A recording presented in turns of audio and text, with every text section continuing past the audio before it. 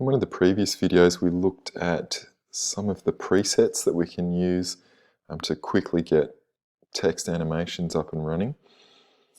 In this video, I want to look at kind of how those presets work and how we can make our own custom animations using text animators. Let's make a new composition.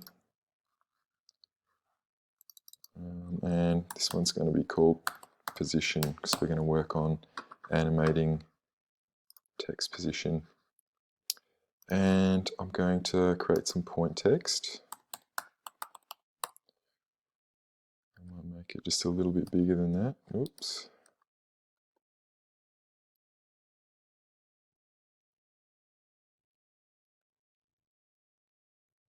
Just using the keyboard shortcut of Shift Command and angled arrow.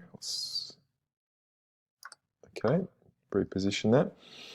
So to animate the position, I can, of course, go down to the transform property, put a keyframe in there, and another keyframe at 1, move that position, and we'll get that animation happening over time, which is cool, and it's definitely a valid approach. But we also have another way of animating the position property, which does have a fair bit more kind of flexibility, or different kind of flexibility and fine-tuning capabilities. So we can do that by looking at the text, going to our text property, and then adding an animator. So there's a whole bunch of animators in here, and we'll explore a couple of them over the next couple of videos. We're going to look at position now. So once I add that position animator, you can see I've got animator 1 there, and a position property that I can keyframe over time. Now, what I'm going to do is I'm going to adjust that property. So if I adjust the Y, I can move that down the canvas exactly as I did previously. But I want to, so I have made that adjustment to that position from its original point. But I'm going to use what they call a range selector, and each of these animators has a range selector.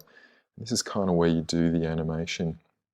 And with the range selector, we can kind of animate by word, by line, by sentence, and by individual character. And let me show you that happening here by dragging the start property of that range selector, and you can see I can create a pretty interesting animation that is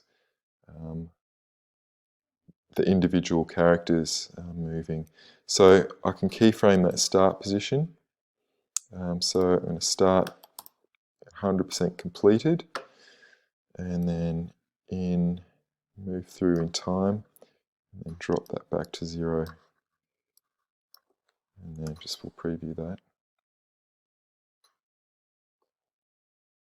Like so. I could also go the other way with it, and I could animate the end.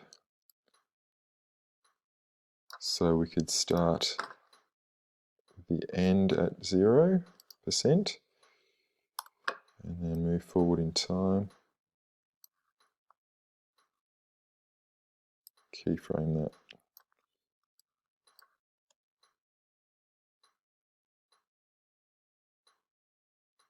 Which looks pretty cool.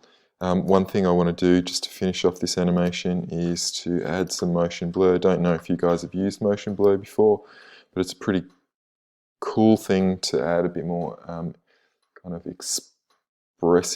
expression to an animation, and you can do it with the click of a button. You just got to enable motion blur for the timeline, and then also enable it for each individual layer. It does use a fair bit of RAM, so you don't often put it on every single layer. So we'll preview that. It'll take a little bit of extra time, but you can see how when the characters drop from that position, they have a bit of blur as if they're moving through space quickly, and they kind of are. All right, that's our first look at a text animator.